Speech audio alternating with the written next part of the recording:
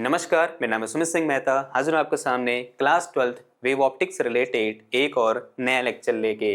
आज का हमारा है लेक्चर नंबर 4 और आज के इस लेक्चर में हम सबसे पहले डिस्कस करेंगे प्रिंसिपल ऑफ सुपरपोजिशन के बारे में। फिर उसके बाद हम यहाँ पर लाइट से रिलेटेड एक बहुत ज़्यादा इंपॉर्टेंट फिनोमिना के बारे में डिस्कस करेंगे, जिस फिनोमिना का नाम है इंटरफेरेंस ऑफ लाइट। और यहाँ पर दो टाइप के इंटरफेरेंस के बारे में हम पढ़ेंगे। पहला है हमारे पास कंस्ट्रक्टिव इंटरफेरेंस और दूसरा है हमारे पास डिस्ट्रक्टिव इंटरफेरेंस। फिर उसके बाद लास्ट में जाते जाते एक बहुत ही ज्यादा इंपॉर्टेंट एक्सपेरिमेंट के बारे में डिस्कस करेंगे, जिसको हम बोलते हैं यंग्स डबल स्लिट एक्सपेरिमेंट। इन टॉपिक के नाम सुनकर आप समझ ही गए होंगे कि आज का ये पूरा लेक्चर कितना ज्यादा इंपॉर्टेंट होने वाला है। ऐसा कोई साल नहीं गया जिस साल इन टॉपिक से रिलेटेड क्वेश्चन नहीं पूछा गया, कि इसलिए ये टॉपिक या आज का ये लेक्चर आपके लिए बहुत ज्यादा इंपॉर्टेंट होने वाला है। तो फटाफट से कॉपी पेन निकालो और सबसे पहले हिंट डालो, क्या? प्रिंसिपल ऑफ सुपरपोजिशन, या फिर कभी कभी इसको ऐसे बोलते हैं सुपरपोजिशन ऑफ वेव्स। ये वही सुपरपोजिशन या बोलते हैं प्रिंसिपल ऑफ सुपरपोजिशन है जो आपने क्लास 11th के वेव वाले चैप्टर में पढ़ा था। तो फटाफट से आपने कॉपी पेन निकाल ली होगी और हेडिंग भी डाल दी होगी। और हेडिंग क्या है भाई? Principal of superposition. आसान भाषा में समझते हैं कि भाई प्रिंसिपल ऑफ सुपरपोजिशन कहता क्या है। आप सब लोगों ने वेव के बारे में डिस्कस कर रखा है। क्या होती है वेव? वेव क्या है? एक टाइप का डिस्टरबेंस है जो किसी मीडियम में इस तरह से ट्रेवल कर रहा है। मान लिया ये हमारे पास एक वेव है, ये क्या है? मेरी एक वेव है।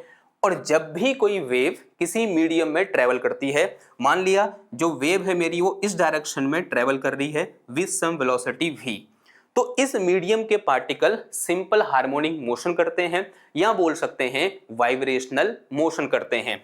अगर मैं ये बोलूं कि ये मीडियम के पार्टिकल की मीन पोजीशन है, तो यहाँ पर ये पार्टिकल पहले ऊपर गया, फिर नीचे आया होगा, अब फिर कहाँ जाएगा? इधर जाएगा। जैसे यहाँ मीडियम के पार्टिकल सारे कहाँ हैं? नीचे हैं। यहाँ मीडियम के पार्टिकल ऊपर हैं, यहाँ मीडियम के पार्टिकल नीचे हैं, यहाँ मीडियम के पार्टिकल ऊपर हैं, यहाँ मीडियम के पार्टिकल ऐसे मीन पोजीशन से नीचे हैं।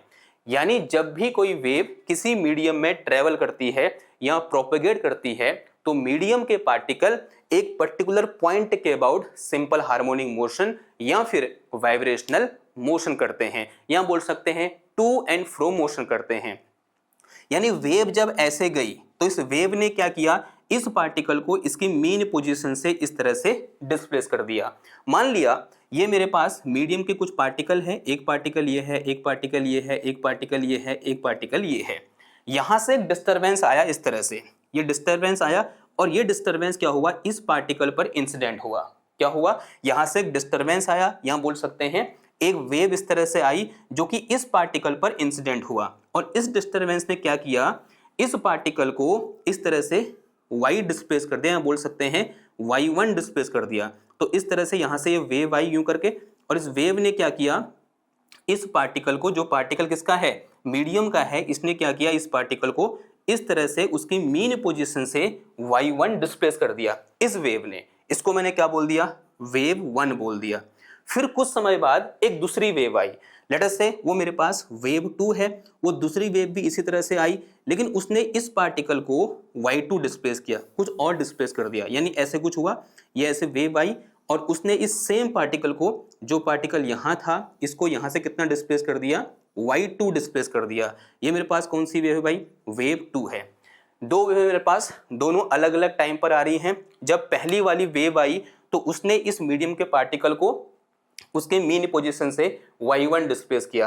ये जो मेरे पास दूसरी वेव है, जब ये वेव इस पार्टिकल पर इंसिडेंट हुई तब इस वेव ने इस मीडियम के पार्टिकल को y2 डिस्प्लेस किया। अब यहाँ पर एक नई सिचुएशन सोचो कि दोनों वेव एक साथ आ रही हैं, वेव 1 और वेव 2 दोनों इस पॉइंट पर या इस पार्टिकल पर एक साथ मीट कर रही है, तो इस पार्टिकल का डिस्प्लेसमेंट कितना होगा? आंसर है इस पार्टिकल का डिस्प्लेसमेंट इन दो डिस्प्लेसमेंट के वेक्टर सम के बराबर होगा। यानी अगर ये दोनों वेव एक साथ आए, अगर ये दोनों वेव साइमल्टेनियसली इस पॉइंट पर इंसिडेंट हो, तब इस पॉइंट का जो डिस्प्लेसमेंट होगा वो कुछ इस टाइप से मुझे देखने को मिलेगा। तो this is resultant displacement of this point or we can say this particle when both the wave incident on that particle simultaneously। जब ये दोनों वेव इस पार्टिकल पर या इस पॉइंट पर एक साथ इंसिडेंट होगी तब इस पार्टिकल का डिस्प्लेसमेंट इसके मेन पोजीशन से कितना होगा, इन दो डिस्प्लेसमेंट के वेक्टर सम के बराबर होगा। और जो मैंने यहां पर समझाया ना आपको, ये इसी को हम क्या बोलते हैं, principal of superposition of wave बोलते हैं। जो मैंने यहां पर आपको समझाया वही मैंने यहां पर लिखा हुआ है। एक बार जो लिखा हुआ है उसको पढ़ लेते हैं, फिर मैं यहां पर कुछ और एग्जांपल लूंगा, आपको और ज्यादा क्लियरिटी आएगी। देखो क्या लिखा है हमने, प्रिंसिपल ऑफ सुपरपोजिशन, ये तो क्या हो जाएगी हमारी हेडिंग हो जाएगी, जो कि बहुत सिंपल है। उसके बाद क्या लिखा है, according to principle of superposition when a number of wave, अभी मैंने नंबर ऑफ वेव लिखा है, यहां मैंने 2 वेव ले ली, यानी 2 या मोर देन 2, कितने वेव हो सकते हैं, when number of waves travelling through a medium meet simultaneously at a point, then the resultant displacement of that point is equal to the vector sum of displacement due to individual wave of that particle। ठीक है, simple सी बात है।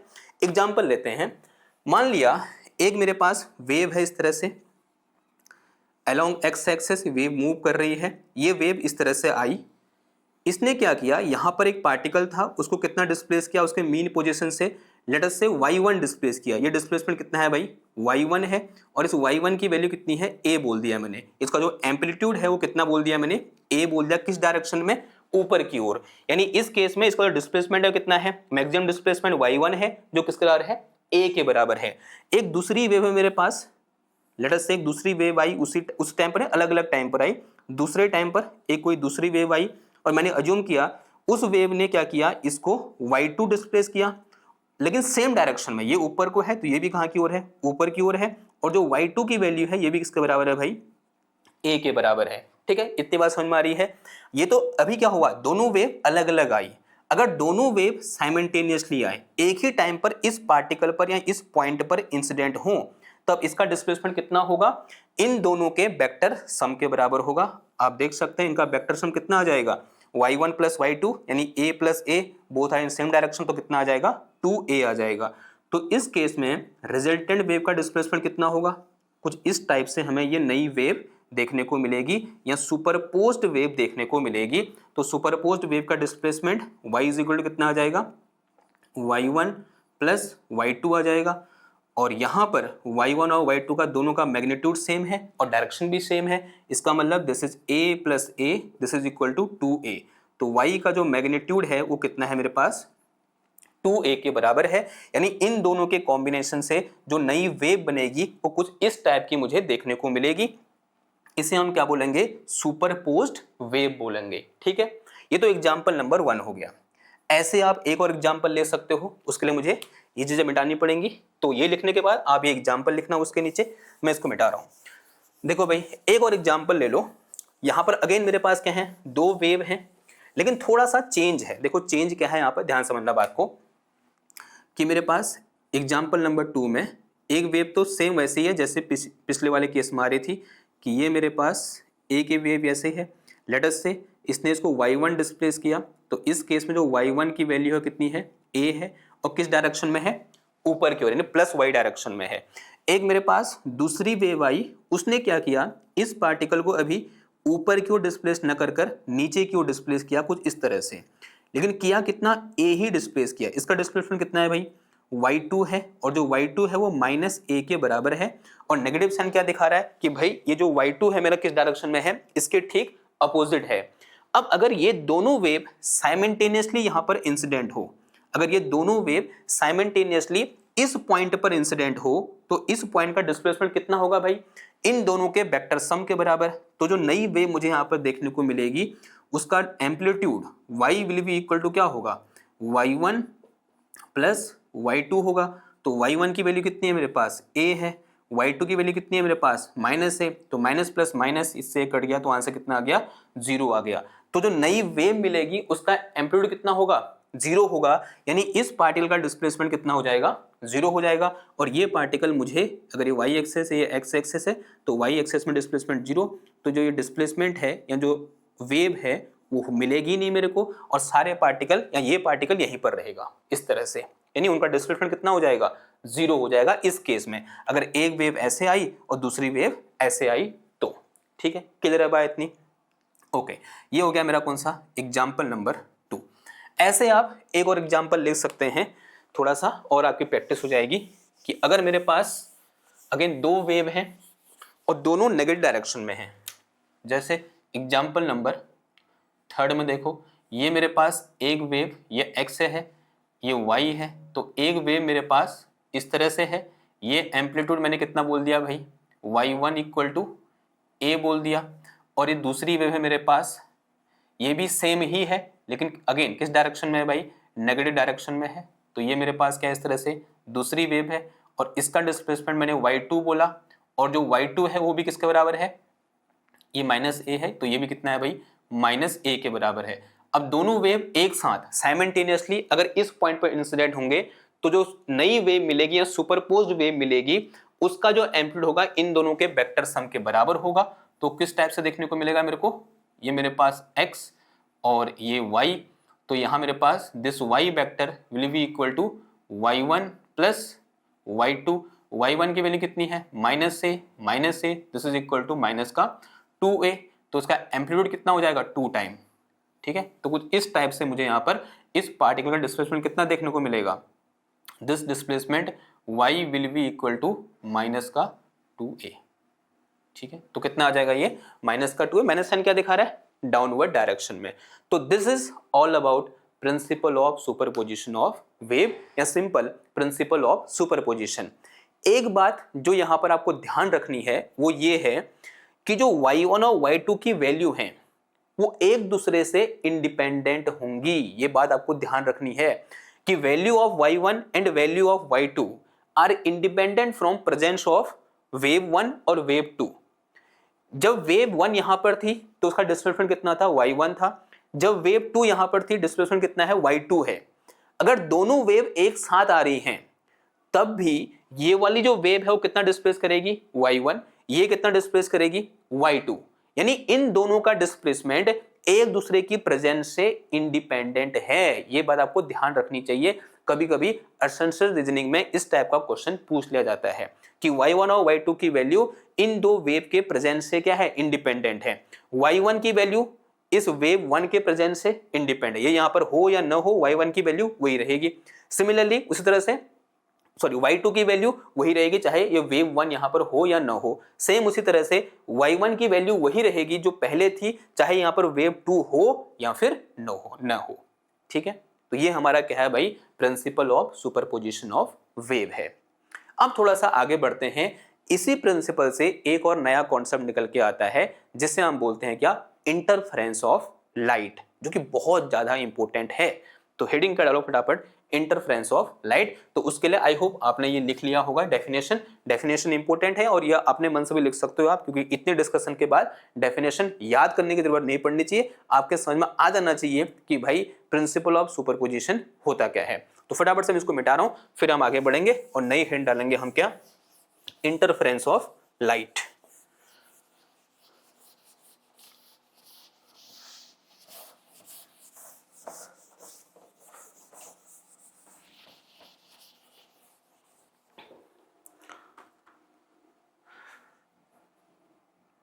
हाँ, एक चीज और आपको यहां पर थोड़ा ध्यान देने वाली ये है, देखो इसको हम क्या बोलते हैं, ट्रफ बोलते हैं। इसको हम क्या बोलते हैं भाई, क्रस्ट बोलते हैं। ठीक है, एक चीज यहां पर नोटिस की होगी आपने, जहां पर क्रस्ट और ट्रफ मिल रहे हैं या ट्रफ और क्रस्ट मिल रहे हैं वहां पर एम्पलीट्यूड कितना है भाई, 0 है या बोलते हैं मिनिमम है। और जहां पर ट्रफ या क्रस्ट मिल रहे हैं वहां पर एम्पलीट्यूड क्या है, मैक्सिमम है, आपको देखने को मिल रहा है। तो अपने दिमाग में ऐसे बैठा कर चलना, क्योंकि आगे जब हम यंग डबल स्लिट एक्सपेरिमेंट पढ़ेंगे तो वहां पर ये चीज काम आएगी कि जहां पर ट्रफ या क्रस्ट मिलेंगे वहां पर एम्पलीट्यूड क्या होगा, मैक्सिमम होगा। और जहां पर क्रस्ट और ट्रफ और क्रस्ट मिलेंगे वहां पर एम्पलीट्यूड 0 या फिर मिनिमम होगा। यह बात आपको ध्यान रखनी है। ऐसा मैं क्यों कह रहा हूं, आप एक चीज नोट करके चलो। ऐसा मैं इसलिए कह रहा हूं क्योंकि जो इंटेंसिटी ऑफ लाइट होती है, जो इंटेंसिटी ऑफ लाइट होती है वो प्रोपोर्शनल होती है किसके, एम्पलीट्यूड के स्क्वायर के। ये बहुत इंपॉर्टेंट पॉइंट है, ये आगे बहुत यूज आएगा कि जो इंटेंसिटी ऑफ लाइट होती है वो एम्पलीट्यूड के स्क्वायर के प्रोपोर्शनल होती है। इसको मैं ऐसे भी लिख सकता हूं कि intensity of light I is proportional to the square of amplitude of wave. ठीक है, एम्पलीट्यूड का मतलब क्या होता है? Maximum displacement from mean position. Clear है इतनी बात? ओके, तो ये बात समझ में आ गई। अब आगे बढ़ते हैं। तो नेक्स्ट हेडिंग हमारे पास क्या है? Interference of light. Next heading है इंटरफेरेंस ऑफ लाइट। क्या होता है भाई interference of light?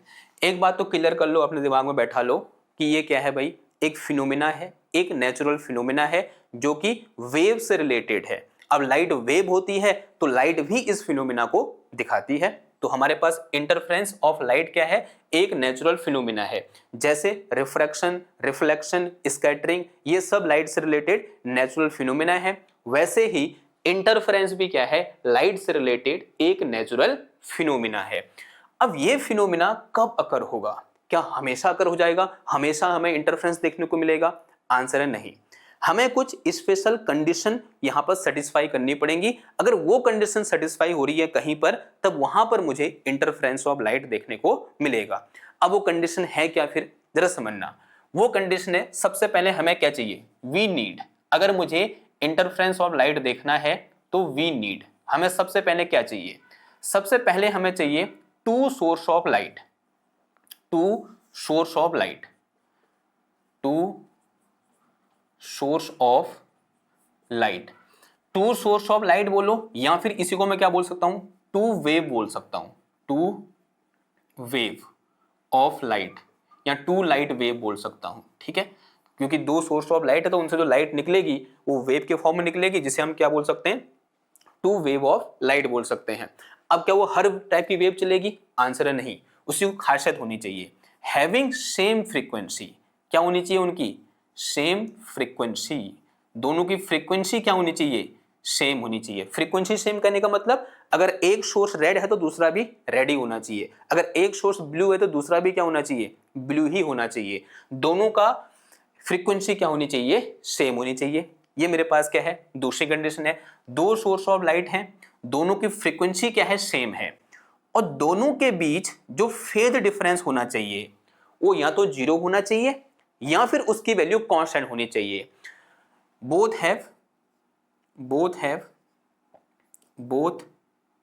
Have zero phase difference, zero or constant phase difference, zero or constant phase difference.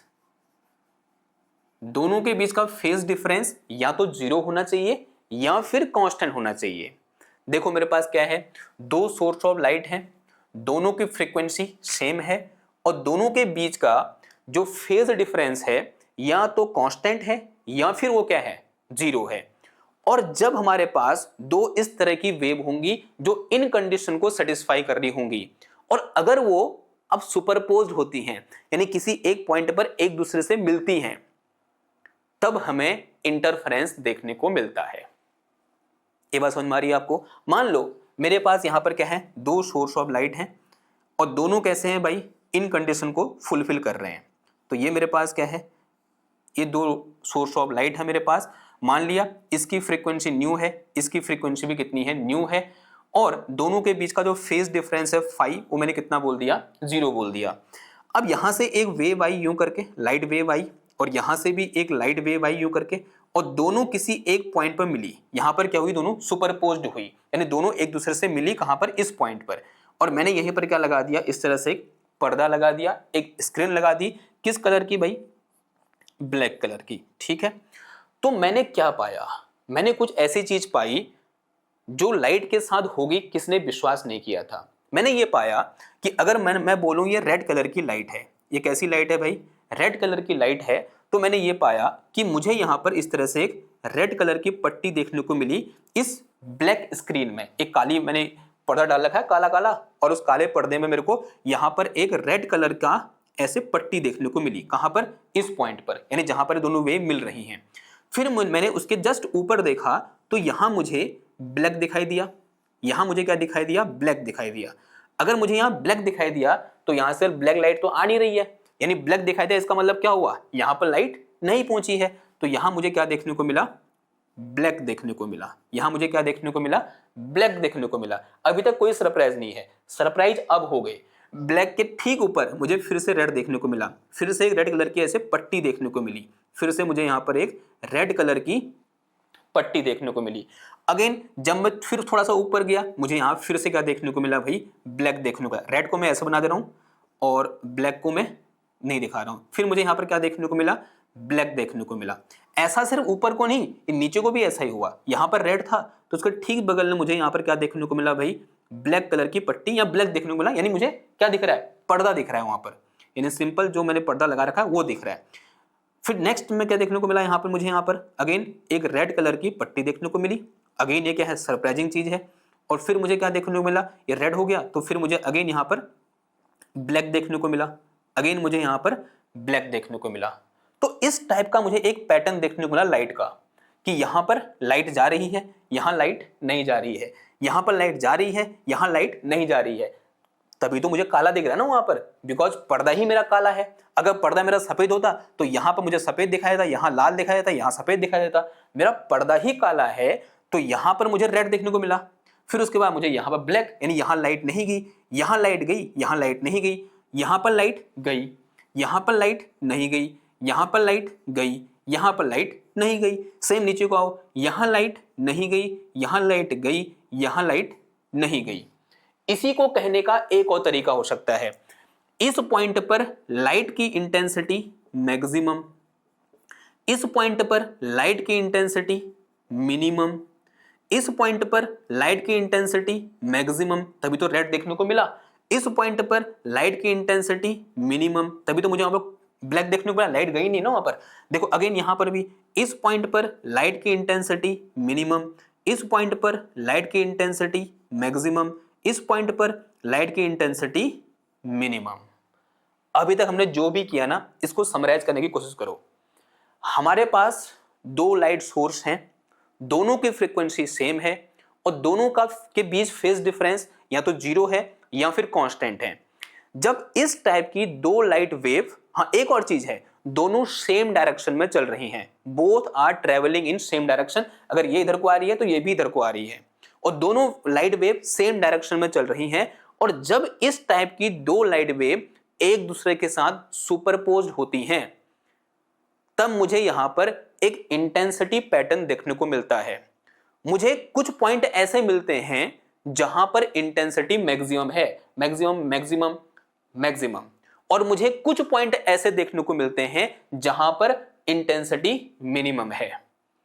और लाइट से रिलेटेड इस फिनोमिना को हम बोलते हैं क्या, इंटरफेरेंस ऑफ लाइट। तो ये हमारे पास क्या है भाई, इंटरफेरेंस ऑफ लाइट है। तो आप कैसे डिफाइन करोगे इंटरफेरेंस ऑफ लाइट, हम लिख के चलते हैं तो फर्स्ट क्लास यहां पर डिफाइन भी हो जाएगा। तो व्हेन, तो लिख के चलो यहां से, when two light wave of same frequency and having zero or constant phase difference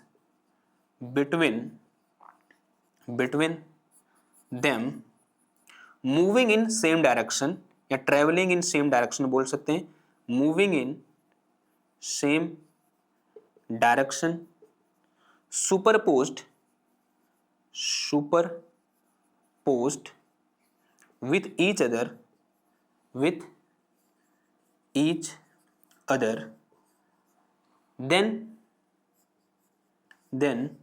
intensity of light it maximum at some points and it is minimum at other point, and minimum at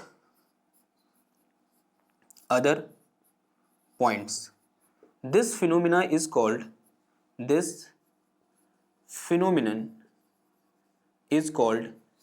interference of light. It's called interference of light. Interference of light, इसी को हम क्या बोलते हैं भाई? Interference of light बोलते हैं। Important बात यहां पर क्या है, आपको पता होना चाहिए कि भाई कंडीशन क्या क्या है। अगर एक कंडीशन आपको पता है तो नीचे कहानी तो आप लिख ही लोगे कि हमारे पास दो लाइट सोर्स हैं जो जिनसे निकलने वाले लाइट की जो फ्रीक्वेंसी है वो सेम है, उनके बीच का फेज डिफरेंस या तो जीरो है या फिर एक कांस्टेंट फेज डिफरेंस है, and both are moving in same direction.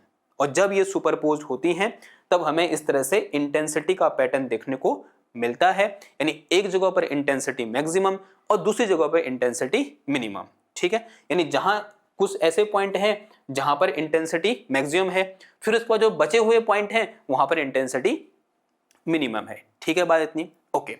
एक चीज और है, अगर मेरे पास ऐसे दो सोर्स ऑफ लाइट हैं जो इस कंडीशन को फॉलो कर रहे हैं, ध्यान से ना बात को, कभी कभी आ जाता है एक नंबर का क्वेश्चन दो नंबर वाले क्वेश्चन के साथ कि मेरे पास दो सोर्स ऑफ लाइट हैं और वो इस कंडीशन को फॉलो कर रहे हैं, यानी same frequency and zero or constant phase difference, तब इस टाइप के सोर्स ऑफ लाइट को हम बोलते हैं कोहेरेंट सोर्स। तो ये दो जो सोर्स है मेरे पास कैसे सोर्स हैं भाई?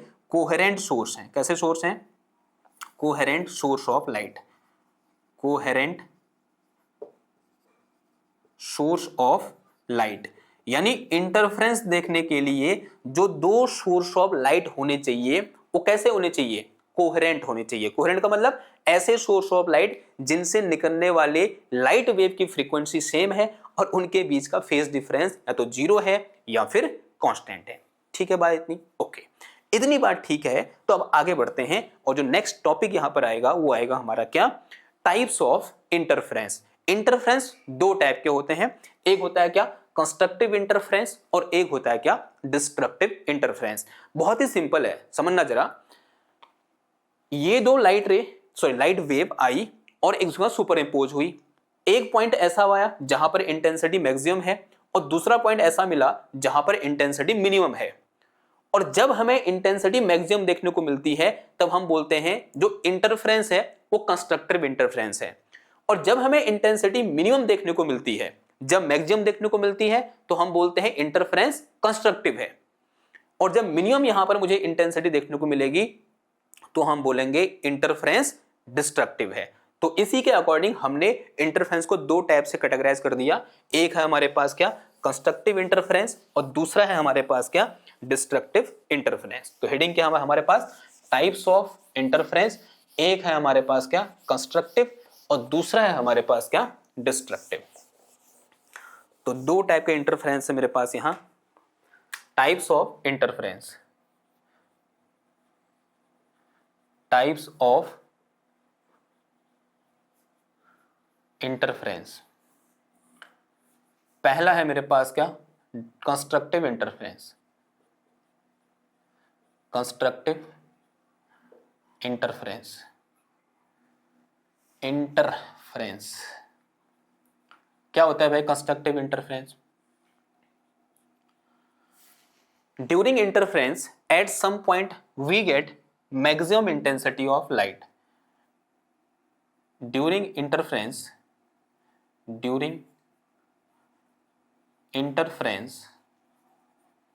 we get maximum intensity of light at some point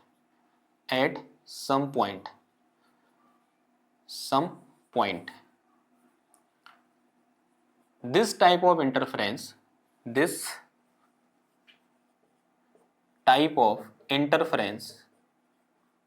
is called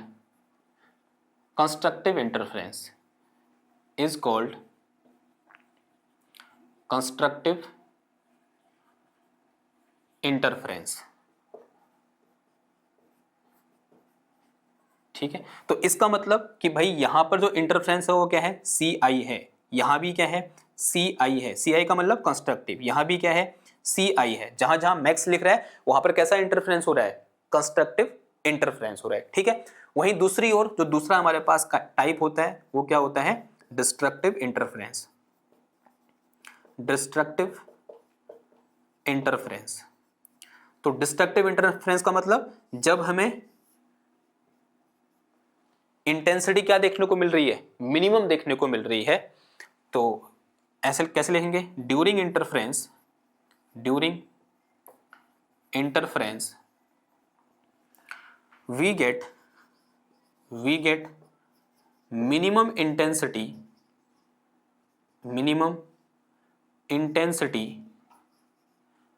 की स्पेलिंग क्या लिख दी मैंने, minimum intensity at some point, at some other point, at other point, this type of interference is called destructive interference. This type of interference is called destructive interference. Destructive interference, DI लिख दो simple, क्या लिखो, DI का मतलब क्या हुआ भाई, destructive interference हुआ।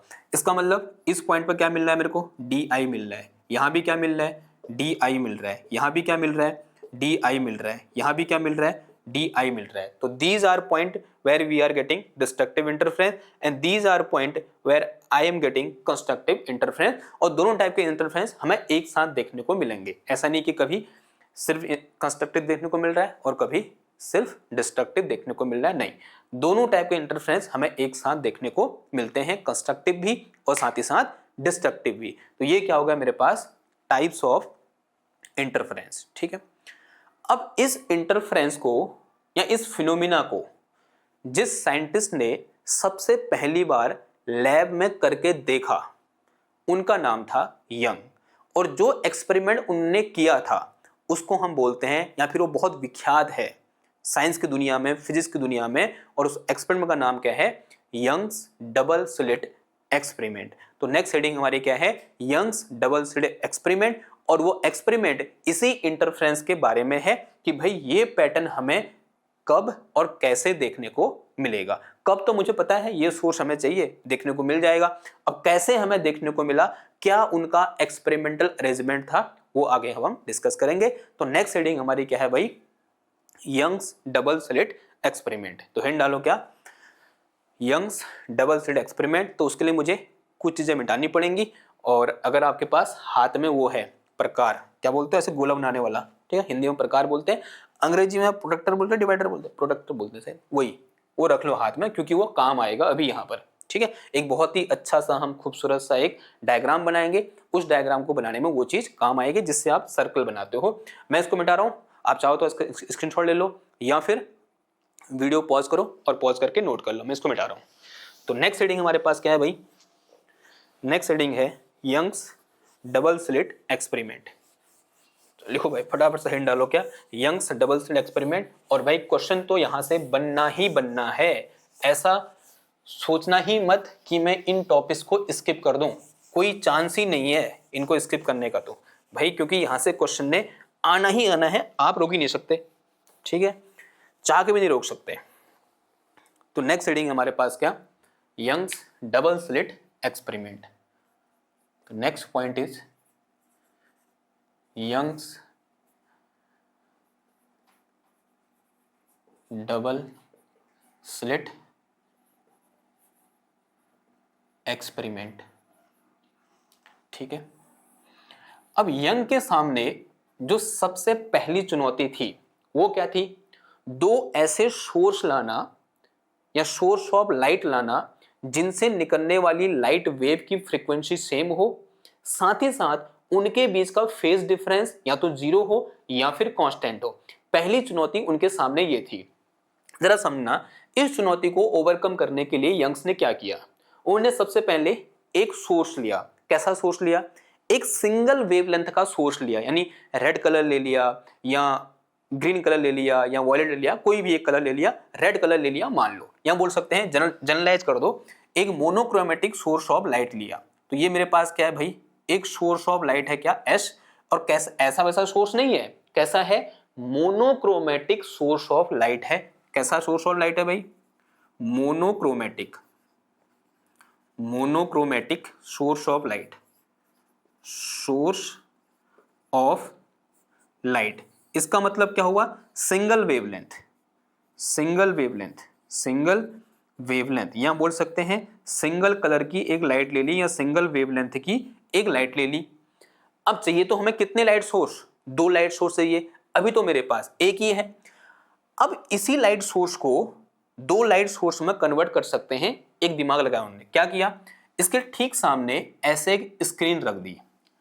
स्क्रीन करने का मतलब पर्दा रख दिया यूं करके, और कैसा पर्दा रखा भाई, ब्लैक पर्दा रख दिया। लेट अस से दिस स्क्रीन इज S1, इस स्क्रीन को क्या बोल दिया उन्हें, S1 बोल दिया, इसको ऐसे बोल दो, स्क्रीन 1 बोल दो। तो ये मैंने क्या रख दी भाई, स्क्रीन रख दी। स्क्रीन कैसी है, कुछ ऐसी है, देखो जरा समझना, ये स्क्रीन है, ये क्या है, हमारी स्क्रीन है, ठीक है, थोड़ा सा गंदी हो रखी है उसके लिए माफी। ये तो व्हाइट है, लेकिन उन्होंने कैसे रखी, ब्लैक कलर की स्क्रीन रखी इस तरह से, और यहां मेरे पास मोनोक्रोमेटिक सोर्स है, ठीक है, ये माना एक लेजर लाइट है रेड कलर की, तो ये मोनोक्रोमेटिक सोर्स यहां से मैं, ये इसके ठीक इसी पीछे है, तो ये मेरे पास का स्क्रीन है, आपको सिर्फ ये वाला पोर्शन दिख रहा है।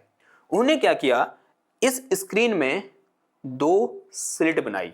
अब वर्ड आया क्या, स्लिट। स्लिट क्या होता है भाई, एक ध्यान से बनना बात को, स्लिट, इस पर 2 स्लिट बना रखी यूं करके। अब स्लिट क्या होता है, स्लिट बनाना बड़ा ही आसान है, ठीक है, और नैरो स्लिट होनी चाहिए। कैसे स्लिट, नैरो स्लिट। क्या करोगे, ये मेरे पास क्या है, स्क्रीन है, एक ब्लेड लो, ब्लेड हम सबके घर में होती है, जिससे पापा जी हमारे क्या करते हैं, दाढ़ी बनाते हैं, तो ब्लेड लो और ऐसे एक चीरा लगा दो यहाँ पर, ठीक है, ब्लेड लिया और यहाँ पर ऐसे काट दिया, तो जो जिस थिकनेस का यहाँ मुझे एक नैरो सा एक क्या देखने को मिल, दरार देखने को मिलेगी, वही क्या है, स्लिट है। और उतना लंबा भी नहीं काटना है, एक छोटा सा बस ऐसे कट लगाना है, ठीक है। तो स्लिट का मतलब समझ में आ गया। स्लिट क्या है, एक बहुत ही नैरो होल है, जो किस ऑर्डर का होगा, जिस ऑर्डर की हमारे ब्लेड की धार होती है उस ऑर्डर की उसकी थिकनेस होगी, या बोलते हैं उसकी विड्थ उस ऑर्डर की होगी जिस ऑर्डर की हमारे ब्लेड की धार होती है, या 1 मिलीमीटर, 0.1 मिलीमीटर, ऐसे कुछ। तो मैंने क्या बनाई, यहां पर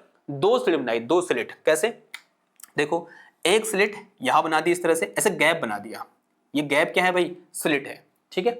अब यहां पर तो बहुत बड़ा दिख रहा है, ये इतना बड़ा नहीं है, ये बहुत ही छोटा है, बहुत ही छोटा, माइक्रोमीटर के आसपास हो सकता है, उतना पतला है ये स्लिट, ठीक है। और ऐसे एक और स्लिट यहां बना दी, तो here we have a second slit at this point. ये मेरे पास स्लिट 1 है, तो this is S1 and this one is S2। तो जो S1 S2 है दोनों क्या है, स्लिट है। ये मेरे पास स्क्रीन 1 है, तो जो S1 and S2 both are slit, both are narrow slit, narrow slit, दोनों क्या है भाई, नैरो स्लिट हैं, बहुत पतली स्लिट है।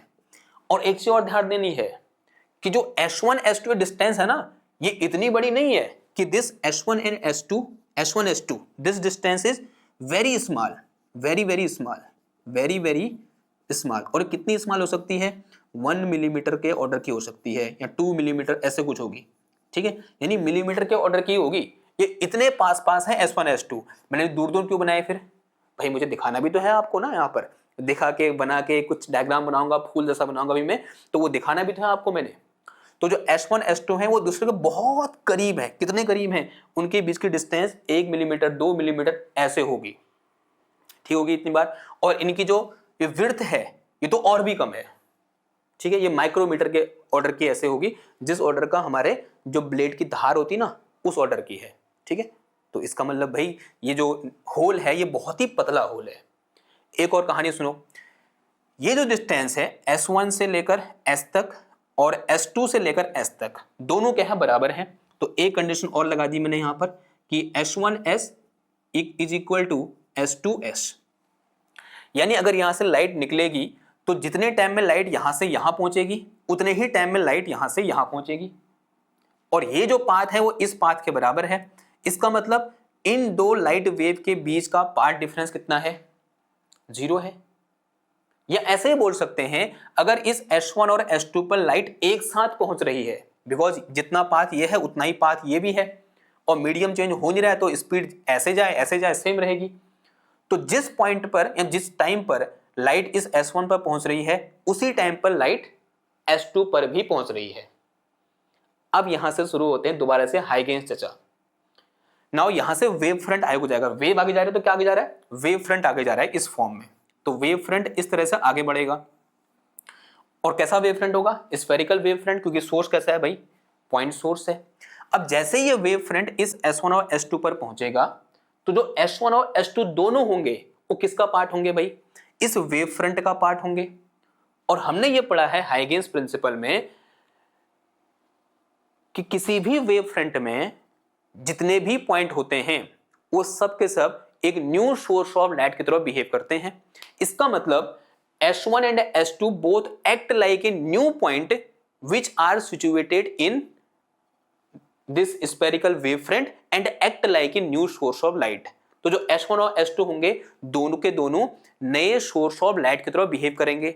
अब सवाल यह है, जो लाइट रे यहां पड़ेगी, यहां पड़ेगी, यहां पड़ेगी, उसका क्या भाई, वो ब्लॉक हो जाएगी। क्यों, कैसी स्क्रीन है भाई, काली स्क्रीन है, ब्लैक स्क्रीन है, तो ये ब्लॉक होगी, ये ब्लॉक होगी, ये ब्लॉक होगी। Now we have only two source of light, both have same frequency, because same light है मेरे पास, दोनों की फ्रीक्वेंसी क्या है, सेम है, और दोनों पर लाइट एक साथ पहुंच रही है। इसका मतलब दोनों के बीच का फेज डिफरेंस कितना है, 0 है। तो मेरे को वो रिक्वायरमेंट फुलफिल होगी कि मेरे पास दो सोर्स ऑफ लाइट चाहिए, दोनों कैसे होने चाहिए, same in frequency and phase difference either constant और 0। तो these two sources S1 and S2 act like a coherent source of light. यानी यहां से जो नए लाइट सेकेंडरी वेवलेट्स निकलेंगी वो यहां आगे जाकर क्या कर सकती हैं, इंटरफेरेंस पैटर्न को दिखा सकती हैं। ठीक है बात इतनी, ओके। नाउ क्या बोला भाई हाइगेंस प्रिंसिपल ने, हाइगेंस प्रिंसिपल ने बोला now these two slit S1 and S2 act like a new source of light, और यहां से क्या बाहर को निकलेंगी, सेकेंडरी वेवलेट्स बाहर को निकलेंगी। मान लिया यहां जो पहले ऐसे वेव सेकेंडरी वेवलेट्स या सेकेंडरी वेव बाहर को निकलेगी, एक ही बात हुई। मान लिया ऐसे जो बाहर को निकला, इस तरह से एक क्रस्ट बाहर को निकला, ये क्या बाहर को निकला, इस तरह से एक क्रस्ट बाहर को निकला। अगर यहां से क्रस्ट निकला है तो यहां से भी क्या निकलेगा, क्रस्ट निकलेगा, बिकॉज जिस टाइम पर लाइट यहां पहुंची है उसी टाइम पर लाइट यहां भी पहुंची है। तो यहां से भी क्या बाहर को निकला भाई, ऐसे क्रस्ट बाहर को निकला। तो मैंने इससे क्या दिखा रखा है, ये ब्लू है, आई होप आपको दिख रहा होगा। इससे मैंने क्या दिखा रहा है भाई, क्रस्ट को दिखा रखा है, और मैं ब्लैक से किसको दिखाऊंगा, ट्रफ को दिखाऊंगा। तो ब्लैक से किसको दिखा दिया मैंने, ट्रफ को दिखा दिया। अगर ये क्रस्ट है तो नेक्स्ट क्या होगा भाई, ट्रफ होगा। तो ये मेरे पास क्या है, नेक्स्ट वाला, दिस इज अवर ट्रफ। ठीक, और ध्यान देना जितनी डिस्टेंस ये है उतनी डिस्टेंस ये भी होनी चाहिए, λ/2 λ/2, बिकॉज ट्रफ और क्रस्ट के बीच की डिस्टेंस कितनी होती है, λ/2 होती है ना। अगर आप थोड़ा बहुत यहां देखो, ये यहां से ना ये डिस्टेंस कितनी होगी, ये लैम्डा होगी। ठीक है, तो ये डिस्टेंस कितनी होगी, ये λ/4 यहाँ गया, λ/4 यहाँ गया, तो ये कितना बचा, λ/2। तो डिस्टेंस क्या होनी चाहिए, सब जगह बराबर होनी चाहिए। तो ये मेरे पास यहाँ से ये क्या निकला, ट्रफ निकला, तो यहाँ से भी ये क्या निकल जाएगा भाई, इस तरह से एक ट्रफ ही निकलेगा। फिर नेक्स्ट में क्या निकलेगा भाई, क्रस्ट निकलेगा, तो निकालो क्रस्ट। और ध्यान देना डिस्टेंस सेपरेशन सबके बीच से क्या होना चाहिए, सेम होना चाहिए। तो ये इस तरह से क्या निकलेगा, यहाँ से ये एक क्रस्ट निकला, तो यहां से भी क्या निकलेगा, यूं करके एक क्रस्ट ही निकलेगा। फिर क्या निकलेगा, एक ट्रफ निकलेगा। ये डायग्राम बनाना बड़ा कठिन होता है, आप बना ले रहे हो तो अच्छी बात है, लेकिन होता है थोड़ा सा मुश्किल ही है। तो यहां से क्या निकलेगा, इस तरह से एक यहां से निकला, ठीक है, इस वाले से निकलेगा क्या, ये ट्रफ निकल गया। तो दिस इज अवर ट्रफ। ठीक है, तो इससे भी ट्रफ निकलेगा यूं करके, तो यहां से भी क्या निकलेगा भाई, ऐसे करके एक ट्रफ ही निकलेगा। फिर क्या निकलेगा, नेक्स्ट में एक क्रस्ट निकलेगा, तो बना दो क्रस्ट। तो यहां से इस तरह से क्या निकला, एक क्रस्ट निकलेगा, ये क्रस्ट निकला। फिर यहां से भी क्या निकलेगा, एक क्रस्ट ही निकलेगा।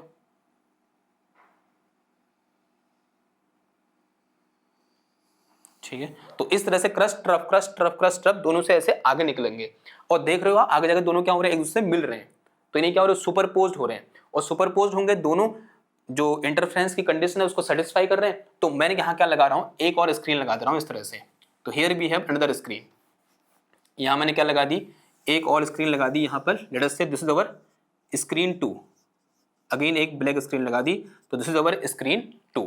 तो मुझे यहाँ पर क्या देखने को मिलेगा, इंटरफेरेंस पैटर्न देखने को मिलना चाहिए, ये मेरी एक्सपेक्टेशन है। अब मिलेगा नहीं मिलेगा, इस डायग्राम को ध्यान से देखो। अभी थोड़ी देर पहले, आई थिंक 15 मिनट पहले मैंने एक बात बोली थी, जहां पर ट्रफ ट्रफ या क्रस्ट क्रस्ट मिलेगा वहां पर इंटेंसिटी मैक्सिमम, जहां पर ट्रफ क्रस्ट या क्रस्ट ट्रफ मिलेगा वहां पर इंटेंसिटी मिनिमम। अभी पढ़ा था ना जब हम क्या पढ़ रहे थे, प्रिंसिपल ऑफ सुपरपोजिशन पढ़ रहे थे, मैंने बोला था ध्यान में रखना बात को। अगर आपके बात ध्यान में है जरा ध्यान समझो, यहां पर क्या मिल रहा है, इसका क्या आया ट्रफ, इसका क्या आया ट्रफ, तो ट्रफ ट्रफ यहां पर intensity maximum, crust crust intensity maximum, trough crest crust intensity maximum maximum. तो उसके ठीक सामने मुझे यहाँ पर क्या देखने को मिलेगा, जिस कलर की ये लाइट है, माना रेड कलर की लाइट है, तो मुझे यहाँ पर ऐसे ब्राइट देखने को मिलेगा, यानी यहाँ पर लाइट जाएगी भाई, जिस कलर की लाइट है वो कलर मुझे यहाँ पर देखने को मिलेगा, यानी यहाँ मुझे क्या देखने को मिलेगा, ब्राइट, यानी ये स्क्रीन क्या हो जाएगी, यहाँ पर चमक जाएगी। अगर ये काली है तो यहाँ मुझे कुछ ब्राइट देखने को मिलेगा, ऐसे ब्राइट ऐसे पट्टी टाइप के देखने को मिलेगी, ठीक है। ये तो आप 1 डायमेंशन 2 डायमेंशन में देख रहे हो ना, अगर 3D में देखोगे, सामने से यूं करके देखोगे तो आपको वहां पर इस तरह से ऐसे रेड कलर की या ग्रीन कलर की, जिस कलर की भी ये लाइट है उस कलर का यहाँ पर ऐसे पट्टी टाइप की देखने को मिलेगी इसके ठीक सामने। फिर थोड़ा सा ऊपर आओ, देखो यहाँ पर ये मेरे पास क्या है भाई, ये ट्रफ है, ये क्रस्ट है, तो इंटेंसिटी मिनिमम, ये ट्रफ है, ये क्रस्ट है, सॉरी ये क्रस्ट है, ये ट्रफ है, तो इंटेंसिटी मिनिमम, ये ट्रफ है, ये क्रस्ट है, तो इंटेंसिटी मिनिमम। तो जहां पर इनके ठीक सामने, तो यहां मुझे क्या देखने को मिलेगा, मिनिमम इंटेंसिटी। मिनिमम इंटेंसिटी का मतलब जैसी स्क्रीन है मुझे यहाँ पर वैसा कलर देखने को मिलेगा। अगर मेरी स्क्रीन काली है तो यहाँ मुझे क्या देखने को मिलेगा, डार्क देखने को, अंधेरा देखने को मिलेगा यहाँ पर, ठीक है। तो ये मेरे पास ब्राइट, फिर उसके बाद क्या देखने को मिला, डार्क देखने को मिला। फिर थोड़ा सा ऊपर आओ, देखो क्रस्ट क्रस्ट, तो यहां पर मेरे पास इंटेंसिटी मैक्सिमम, यहां देखो trough trough intensity maximum, crust crust intensity maximum. तो इनके ठीक सामने यहां मुझे क्या देखने को मिलेगा, अगेन मैक्सिमम इंटेंसिटी इस तरह से देखने को मिलेगी, यानी यहां मुझे कलर देखने को मिलेगा। कलर देखने को मिलेगा इसका मतलब मुझे यहां पर कुछ ब्राइट चीज देखने को मिलेगी, यानी यहां पर स्क्रीन मेरी चमक जाएगी, तो यहां मुझे क्या देखने को मिलेगा, ब्राइट देखने को मिलेगा। ऐसे नीचे आ जाओ, देखो यहां पर ये काला वाला ट्रफ, ये ब्लू वाला क्रस्ट, तो इंटेंसिटी मिनिमम। ये मेरे पास क्या है, trough crust intensity minimum, trough crust intensity minimum, यानी इसके ठीक सामने यहां पर मुझे मिनिमम इंटेंसिटी देखने को मिलेगी, यानी क्या देखने को मिलेगा भाई, डार्क देखने को मिलेगा। क्या देखने को मिलेगा, डार्क देखने को मिलेगा, यानी यहां पर लाइट जाएगी ही नहीं। अब इधर आओ, फिर देखो ये क्या है, crust crest, trough trough, crest crust, यानी यहां पर क्या है, इंटेंसिटी मैक्सिमम है, तो इस पॉइंट पर यहां पर इनके ठीक सामने यहां मुझे क्या देखने को मिलेगी, लाइट देखने को मिलेगी। लाइट देखने को मिलेगी तो इसका मतलब स्क्रीन चमक जाएगी, स्क्रीन में वहां मुझे रेड कलर का या फिर ग्रीन कलर का ऐसे एक पट्टी टाइप के देखने को मिलेगी, तो इसे मैं क्या बोलूंगा, ब्राइट। तो यानी यहां पर मेरी स्क्रीन चमक जाएगी। ऐसे एक और स्टेप नीचे आओ, यहां पर क्या है, ट्रफ क्रस्ट, ट्रफ क्रस्ट, तो उसके ठीक सामने यहां पर क्या देखने को मिलेगा मुझे, डार्क। तो यहां मुझे क्या देखने को मिलेगा भाई, इस तरह से डार्क देखने को मिलेगा। तो यहां मुझे क्या देखने को मिला, डार्क देखने को मिलेगा, ठीक है। यही तो क्या था, इंटरफेरेंस पैटर्न था। तो यंग्स ने क्या किया, इस एक्सपेरिमेंट के थ्रू ये सामने से उनको देखने को मिला सच में, ठीक है। तो this is what we call interference pattern, bright dark bright, फिर यहां पर अगेन मुझे डार्क देखने को मिलेगा, देखो डार्क डार्क, यानी क्रस्ट ट्रफ, तो इसके ठीक सामने यहां पर मुझे क्या देखने को मिलेगा, डार्क देखने को मिलेगा। यहां क्या देखने को मिलेगा, डार्क। और ये खाली ऐसे बिंदु टाइप के नहीं देखने को मिलते, ऐसे पट्टी टाइप के देखने को मिलती है, ऐसे यूं करके, और उन पट्टियों को बोला गया क्या, फ्रिंजेस। तो ये मेरे पास क्या है, ब्राइट फ्रिंज, इसका नाम क्या बोला गया, ब्राइट फ्रिंज। इसको क्या बोला गया, डार्क फ्रिंज। इसको क्या बोला गया, अगेन ब्राइट फ्रिंज। इसको क्या बोला गया, डार्क फ्रिंज, ठीक है। इसे क्या बोला गया, अगेन डार्क फ्रिंज। इसे क्या बोला गया, ब्राइट फ्रिंज। इसे क्या बोला गया, डार्क फ्रिंज, ठीक है। तो इस तरह से मेरे को पैटर्न देखने को मिलेगा, bright fringe, dark fringe, bright fringe, dark fringe. वैसे ही नीचे को bright dark, bright dark, bright dark, bright dark, इस तरह से। And this is our interference pattern. Clear है इतनी बात, ओके। इतनी बात क्लियर है तो थोड़ा बहुत डिस्कशन हम और भी कर सकते हैं। सॉरी, क्या डिस्कशन हो सकता है, एक चीज तो हमको पता होनी चाहिए कि जहां पर ट्रफ ट्रफ और क्रस्ट क्रस्ट मिल रहे हैं वहां पर क्या होगी, इंटेंसिटी मैक्सिमम होगी, जहां पर क्रस्ट ट्रफ या ट्रफ क्रस्ट मिल रहे हैं वहां पर इंटेंसिटी मिनिमम, और जहां पर ट्रफ ट्रफ क्रस्ट मिल रहे हैं वहां पर इंटेंसिटी मैक्सिमम। अगर आपके अंदर इतनी समझ है तो ये डायग्राम आपके लिए कोई कॉम्प्लिकेटेड डायग्राम है नहीं। अगर इतनी समझ अभी नहीं आ रही है तो आप इसको दोबारा से देखो, फर्स्ट से देखो दोबारा से, तब जाके आपको कुछ समझ में आएगा। एक बार खुद से इसको करने की कोशिश करो, ठीक है। आपको सिंपल का लेना है, प्रकार लेना है। प्रकार यानी जिससे आप गोला बनाते हो उसको हिंदी में प्रकार बोलते हैं, अंग्रेजी में कुछ बोलते हैं डिवाइडर या फिर प्रोडक्टर। तो उससे यहाँ पर ऐसे गोले बनाओ, और ध्यान देना है जब आप ये हेमीस्फीयर बना रहे हो, सॉरी हेमी सर्कल बना रहे हो, तो जो सेपरेशन है इनके बीच का वो क्या रहना चाहिए, सेम रहना चाहिए, तभी आपका एक परफेक्ट डायग्राम देखने को मिलेगा। ठीक है बात इतनी, ओके। और इन सारे फ्रिंजेस को कंबाइनली हम क्या बोलते हैं, इंटरफ्रेंस फ्रिंजेस बोलते हैं। क्या बोलते हैं, interference fringes. Dark bright, dark bright, dark bright. Dark का मतलब जहां पर इंटेंसिटी मिनिमम है, यहां पर इंटेंसिटी क्या है, मिनिमम है। ब्राइट का मतलब जहां पर इंटेंसिटी मैक्सिमम है। डार्क का मतलब जहां पर इंटेंसिटी मिनिमम है। ब्राइट का मतलब जहां पर इंटेंसिटी मैक्सिमम है। अगेन डार्क का मतलब इंटेंसिटी मिनिमम है। ब्राइट का मतलब इंटेंसिटी मैक्सिमम है। डार्क का मतलब इंटेंसिटी मिनिमम है। ठीक है। साथ ही साथ अभी हमने एक चीज पढ़ी थी, क्या, intensity is directly proportional to the square of amplitude. जरा ध्यान समझना, जहां पर क्रस्ट क्रस्ट मिलेंगे, जहां पर क्रस्ट और क्रस्ट मिलेंगे, देखो ये क्रस्ट, वहां पर जो मेरे पास सुपरपोज्ड वेव होगी उसका एम्पलीट्यूड क्या होगा भाई, मैक्सिमम होगा। अगर वहां पर एम्पलीट्यूड मैक्सिमम है तो इंटेंसिटी भी वहां पर क्या है, मैक्सिमम है। देखो इसके दौरान crest crest trough trough crest crest trough trough, यानी एम्पलीट्यूड मैक्सिमम इसलिए इंटेंसिटी भी मैक्सिमम। तभी मैं ये रिलेशन लिख पा रहा हूं कि intensity is directly proportional to the square of amplitude. वहीं दूसरी जगह जहां पर ट्रफ या क्रस्ट मिलते हैं, इसका ठीक उल्टा, मेरे पास एक वेव ये है और दूसरी वेव ये है। यहां मेरे पास अब इसका एम्पलीट्यूड कितना, रिजल्टेंट एम्पलीट्यूड 0। अगर दोनों का एम्पलीट्यूड सेम है लेकिन दूसरे का अपोजिट डायरेक्शन में है तो ये कितना आ जाएगा, 0। ये मेरे पास क्या क्रस्ट, ये क्या है ट्रफ। जहां क्रस्ट ट्रफ मिल रहे हैं वहां एम्पलीट्यूड क्या है भाई, मिनिमम है। और जहां एम्पलीट्यूड मिनिमम है, देखो उसके ठीक सामने वहां इंटेंसिटी भी क्या है, मिनिमम है। तो ये मैं क्या लिख पा रहा हूं कि intensity is directly proportional to the square of amplitude. तो जहां एम्पलीट्यूड मिनिमम वहां इंटेंसिटी मिनिमम, जहां एम्पलीट्यूड मैक्सिमम वहां इंटेंसिटी भी मैक्सिमम, जहां एम्पलीट्यूड मिनिमम अगेन वहां इंटेंसिटी मिनिमम, वैसे ही नीचे को भी। तो these are dark fringes and bright fringes. अब यहां पर आता है इसका, ये तो कैसा ट्रीटमेंट हो गया, थ्योरेटिकल ट्रीटमेंट। अब बारी आती है किसकी, मैथमेटिकल ट्रीटमेंट की, कि कब हमें ब्राइट फ्रिंज देखने को मिलेगा और कब हमें डार्क फ्रिंज देखने को मिलेगा। इसको हम ऐसे ही बोल सकते हैं, यहां पर कौन सा इंटरफ्रेंस है भाई, डिस्ट्रक्टिव इंटरफ्रेंस। यहां पर कौन सा इंटरफ्रेंस है, कंस्ट्रक्टिव इंटरफ्रेंस। यहां पर कौन सा इंटरफ्रेंस है, डिस्ट्रक्टिव इंटरफ्रेंस। यहां पर कौन सा इंटरफ्रेंस है, कंस्ट्रक्टिव इंटरफ्रेंस। यहां पर कौन सा है भाई, अगेन डिस्ट्रक्टिव इंटरफ्रेंस। यहां पर कौन सा है भाई, कंस्ट्रक्टिव इंटरफ्रेंस। यहां पर कौन सा है मेरे पास, डिस्ट्रक्टिव इंटरफ्रेंस है।